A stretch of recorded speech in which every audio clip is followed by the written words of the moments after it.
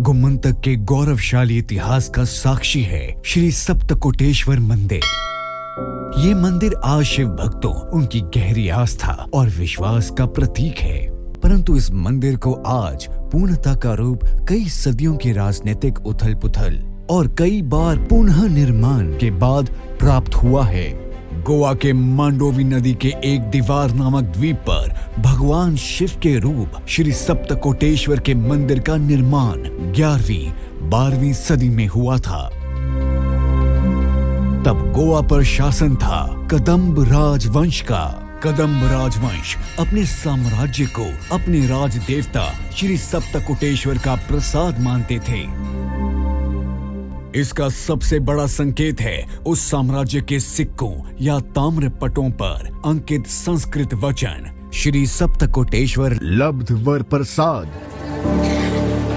कदंब वंश की समृद्धि और व्यापार इतना व्यापक था कि उस काल को गोवा का स्वर्ण युग माना जाता था। परंतु गोवा के स्वर्ण युग पर बहामनी वंश का आक्रमण प्रकोप बनकर बरसा। इस आक्रमण में कई मंदिरों को नष्ट कर दिया और उसी बर्बरता का उदाहरण था सप्तकोटेश्वर मंदिर के शिवलिंग का अपमान। उसी दौरान दक्षिणी भारत में एक महान और विशाल साम्राज्य का उदय हुआ, विजयनगर साम्राज्य, जिसके खंडहर आज हम्पी के नाम से जाने जाते हैं। गोवा भी इसी विजयनगर साम्राज्य का एक भाग हुआ करता था। उसी महान साम्राज्य के सम्राट देवराज द्वितीय के आदेश पर गोवा के प्रधान श्री माधव मंत्री जी ने शिवलिंग को पुनः पूरे मान, सम्मान और आस्था के साथ स्थापित किया। यह इस मंदिर का पहला पुनरुत्थान था। यह पुनरुत्थान शायद बस कुछ ही समय के लिए था, क्योंकि कुछ ही वर्षों के बाद गोवा का इतिहास का एक काला अध्याय शुरू हुआ। वो साल था 1510, जब पुर्तगाली सेना ने गोवा की धरती पर अपने गंदे इरादों का पहला कदम रखा और धीरे धीरे गोवा में 3 क्षेत्र बारदेश, तिसवाड़ी और साष्टी में आकर बस गए। लोगों की धार्मिक आस्था नष्ट करने के इस कुटिल नीति में बलि चढ़े कई मंदिर। इन्हीं धार्मिक स्थलों की पहली सूची में शामिल था गोवा का श्री सप्तकोटेश्वर मंदिर। एक बार फिर हमारी आस्था को विदेशी ताकतों के कदमों तले रौंदा गया और हमारी आस्था की अखंड ज्योति श्री सप्तकोटेश्वर मंदिर के शिवलिंग को कुएं के पास फेंक दिया गया। इस अत्याचार में कई लोगों ने पलायन किया, कई ने अपनी जान तक दे दी। बहुत लोगों को जबरन अपना धर्म बदलने पर मजबूर किया गया।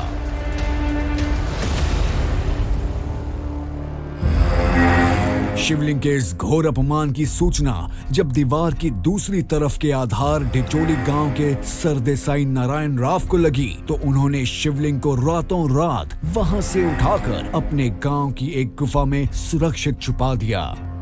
कई बरसों तक गोवा के स्वर्ण युग का प्रतीक श्री सप्तकोटेश्वर की पूजा उसी गुफा में होती रही। परंतु शिवलिंग को मंदिर तक पहुंचाने का साहस कोई जुटा नहीं पाया।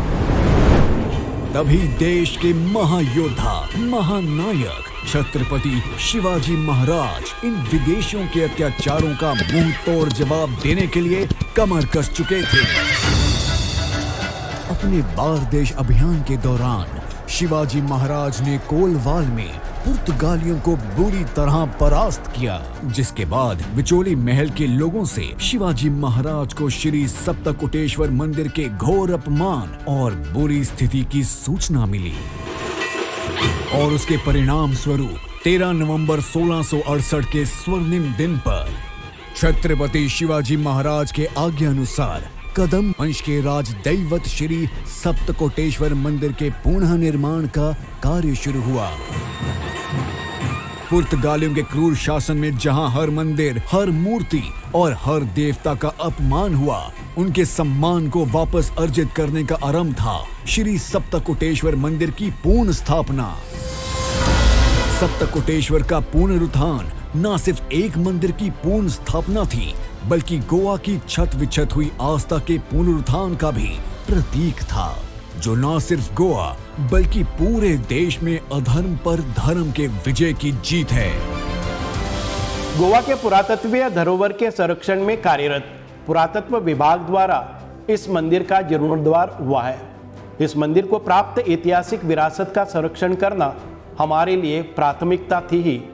श्री सप्तकोटेश्वर मंदिर के साथ हमारे दैवत समान श्री छत्रपति शिवाजी महाराज की यादें जुड़ी हुई है। 1668 में उनके कर कमलों द्वारा इस मंदिर का शिलान्यास हुआ था। आज ये दिन मैं मेरे पुरातत्व मंत्री के कार्यकाल में सबसे महत्वपूर्ण उपलब्धि मानता हूँ।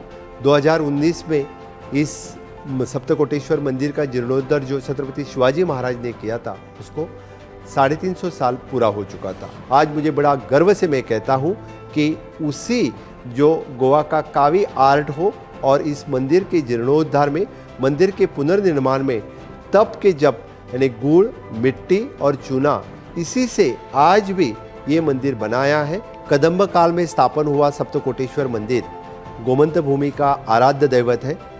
बहुत सारे गोवा के लोगों का इस शिव मंदिर ये मूल स्थान है, आराध्य दैवत है। मुझे लगता है कि गोवा के सभी लोगों के लिए सप्तकोटेश्वर का शिव मंदिर एक सेंटर ऑफ अट्रैक्शन रहेगा। सभी लोगों इस मंदिर देखने के लिए, शिव का दर्शन लेने के लिए सप्तकोटेश्वर नार्वे में जरूर आएंगे। हमारे पूरे आर्कियोलॉजी डिपार्टमेंट की तरफ से, पीडब्ल्यूडी डिपार्टमेंट की तरफ से इस मंदिर को बहुत ही सुंदर बनाया है। हमारे इस डिपार्टमेंट के मिनिस्टर मिस्टर सुभाष फलदेसाई, इसके सभी डायरेक्टर्स, सभी स्टाफ और जिन जिन लोगों ने इसके पुनर्निर्माण में सहभाग लिया है, इनका मैं बहुत बहुत अभिनंदन करता हूँ। जय हिंद, जय गोमंतक।